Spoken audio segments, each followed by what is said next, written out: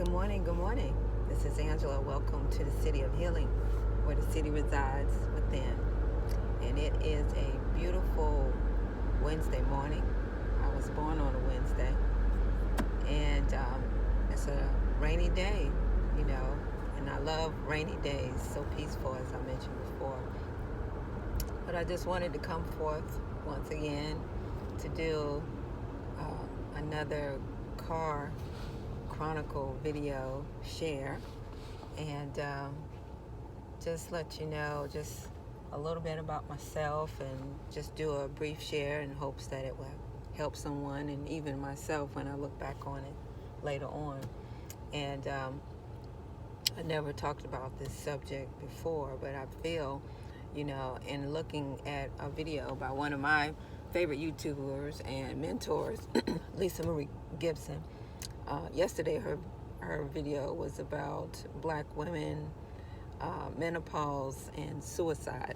I'm paraphrasing. That might not be the total topic or title of the video, but it was a very excellent video, something that we women in our 50s need to talk more about and share more about, so that the word is out and we can learn from it and grow from it and help each other out. But before I do that, I just want to talk about breathing a little bit, because we all naturally breathe. It's something that we all just instinctively, intuitively just do, but in reality we are not really actually breathing. So I just wanted to give just a hint of how to breathe, and one technique that I use and I like to use throughout the day is the 4-6-10-6 method. In other words, you inhale for 4, at the count of 4 rather, taking those breaths, and then you exhale, purse lips through your mouth to the count of 10. Well, I forgot, the 4, and then the 6 you hold it for 6 seconds, or 6 to the count of 10, 6 rather, and then 10 you exhale it, and exhale it that you're pushing all the air from your belly out through your pursed lips, and then you wait 4 seconds and you repeat. So just to demonstrate real quick, I'll show you how I do it. But basically I like to be outside where the air is fresh, because people smoke and there's different areas, and carbon dioxide, monoxide everywhere, and just harmful things that you can inhale. So be mindful of where you're taking these breaths at. But anyway, I'll demonstrate the 4-6-10-4 method, or 6 method. The 4-6-10-4 method. Okay, so inhale,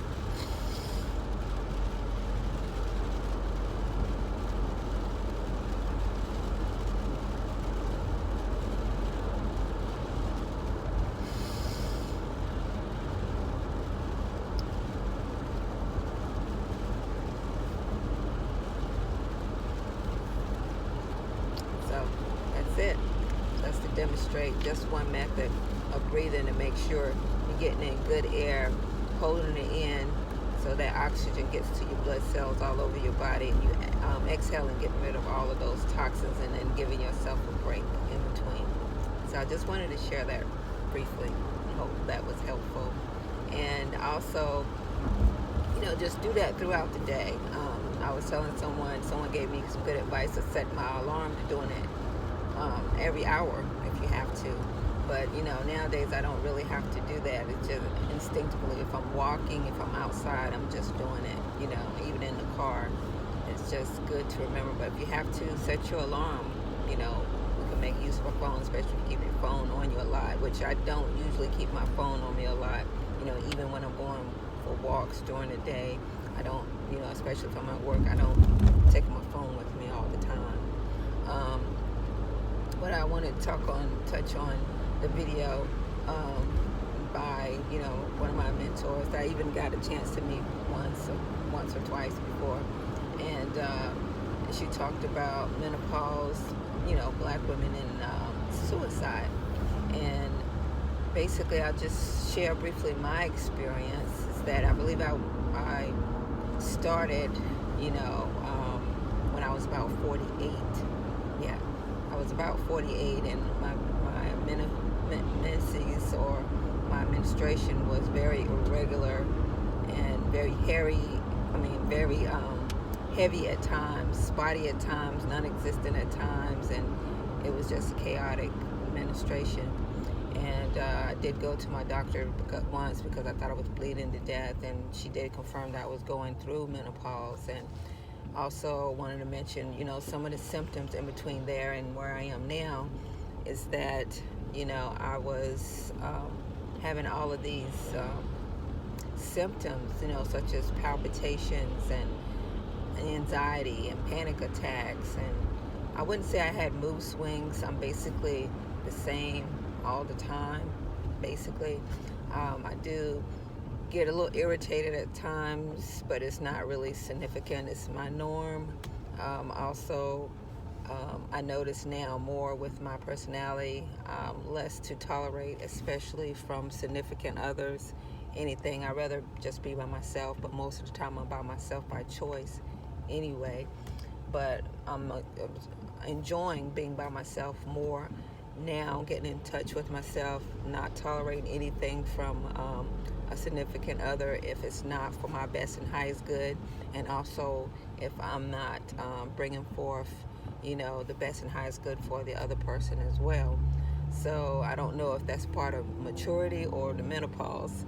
But anyway, going through these things, going back and forth to the doctor, trying to figure out what was going on with me, if I was dying, if I was having heart problems, if I was having thyroid problems, who knows, I'm not sure. But those symptoms were ongoing and very minimal right now. But all these tests being done, and, no one confirmed for sure it was just menopause, but just wanted to put me on all these thyroid medications, all of these antidepressants, and etc., etc.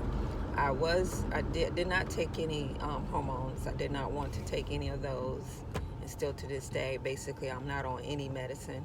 But I was on antidepressants, the Zoloft or Citrulline, for maybe a month, and I did not like the way it felt, so I weaned myself off of that and let the doctor know, no, I'm not taking that. And she's like, do you want to take some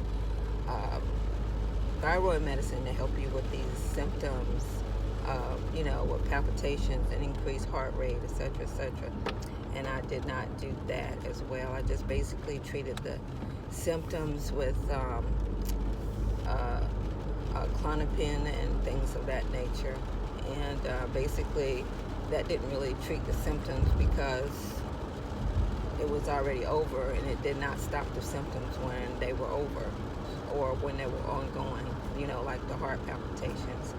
I wasn't dehydrated because I drank plenty of water, but now, I'm more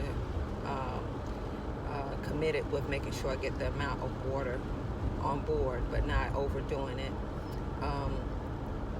And during that time, I was vegetarian, so it wasn't what I was eating.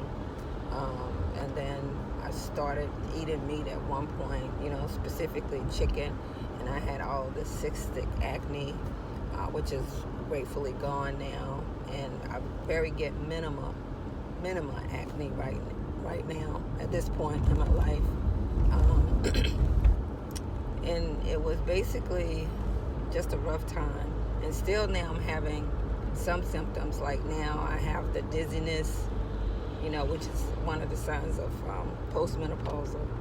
And also headaches, which I never get headaches. And now these headaches are not like bad headaches. They're more like tension headaches, not headaches like something is wrong, but like sinus headaches. That's what it feels like right in this area right here. And the throat tightness, I get that every so often, and I attribute that to signs of menopause. But also signs of anxiety and panic attack rather, but those are also symptoms of menopause. So of course, the doctor wanted to treat those symptoms, but I did not do that. And as I mentioned, I'm not on any medicine, just dealing with the symptoms. And last time I went to a doctor in reference to the symptoms, and they did the test to see what phase of menopause I was in, and they basically told me I was postmenopausal.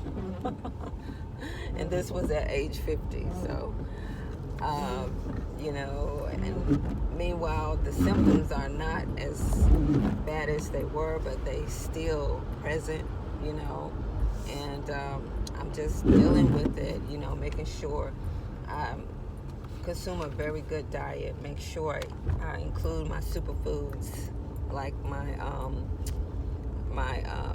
D3, my aloe vera,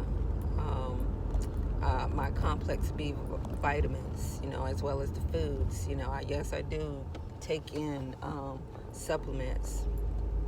I may not be as committed to some of them as I should, but I definitely get my supplements in, because indeed our soil is not as plentiful as it should be, depending on where you are. And that's evidenced by, lab tests that I take. You think you're eating a good diet, but you go to the doctor and you see that your vitamin D3 level is like 12, and it should be between 30 and 100. So no, my diet wasn't good. So bring my D3 level up, and my symptoms somewhat go away, and they get better with time as I get a good source of D3.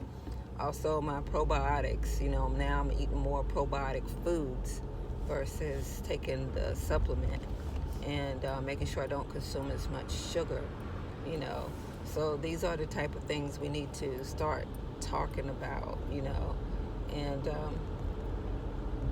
I'm glad that I did see that video. It was very much so on time.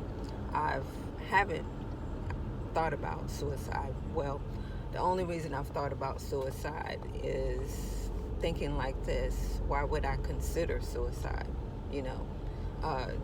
No depression, periods of sadness, yes, lots of periods of sadness here and there, but no periods of depression, a state of mind of sadness. No, I have not been there. Lots of things I can be sad about, of course, lots of things I've been through, but no depression, no thoughts of suicide. The only thought is, why would I consider suicide, was my thought. But these are the type of things we need to talk more about. What can we do about it? No, I'm not taking any hormones. Yes, I am working on my diet. Yes, I am working on my spirituality. Yes, I am working on myself mentally, physically, and emotionally, because I am a postmenopausal woman, and basically I generally feel in good health, very good health. I still have my wound.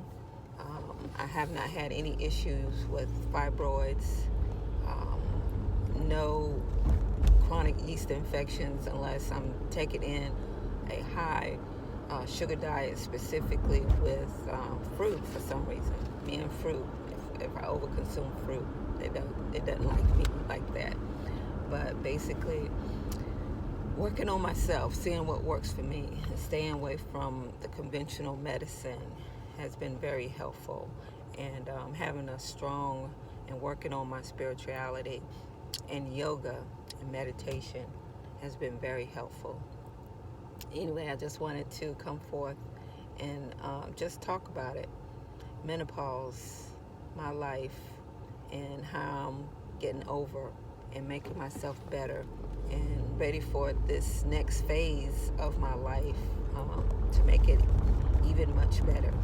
I'm pretty excited, and I hope you are too. If you are a postmenopausal woman, just know this is just a phase to make you better. Anyway, thanks for visiting the city, and I hope you all have a beautiful day. Take care.